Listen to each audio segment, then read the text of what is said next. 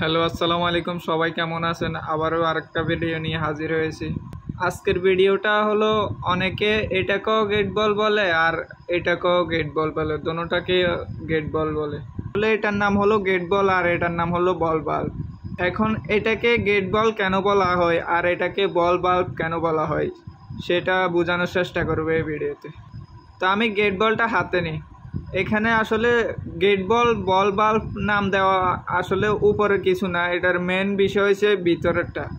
এখানে দেখতে পাচ্ছেন একটা গেটের মাধ্যমে পানি বন্ধ চালু হয়, উপরে উঠলে চালু হয়, আবার নিচে নামলে বন্ধ হয়। উঠানো নামাটা আমি একটু দেখাই। এই দেখেন, এখন পানি চালু। এখন যদি আমি টাইট দিয়ে এটাকে আস্তে আস্তে বন্ধ হইতেছে, একটা গেটের মতন, এখানে একটা গেট দেওয়া আছে, গেটের মতন বন্ধ হয়, সেজন্য এটার নাম গেট বল দেওয়া হলো। এখন অনেকে এটাকেও গেট বল বলে, বল বাল্বকেও গেট বল বলে।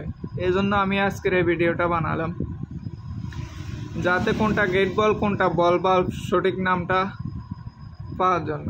দেখবো এখন বল বাল্ব, এটাকে বল বাল্ব কেন নাম দেওয়া হলো। আসলে এটার ভিতরে যে মূল অংশটা সেটা বলের মতনে একটা গোল আকৃতির, সেটা গুড়ার মাধ্যমে পানি অফ অন হয়। দেখেন, এ এখন চালু আছে, এখন বন্ধ আছে। এটা মূল, এই জিনিসটা বলের কারণে, গোলের কারণে বা বলের কারণে এটাকে বল বাল্ব নাম দেওয়া হলো। তা আশা করি ভিডিওটা বুঝতে পারলেন কোনটা গেট বল আর কোনটা বল বাল্ব। যারা জানেন না তাদের আশা করি জানা হলো কোনটা বল বাল্ব কোনটা গেট বল। আজকের জন্য এই পর্যন্ত, আবার দেখা হবে অন্য কোনো ভিডিওতে।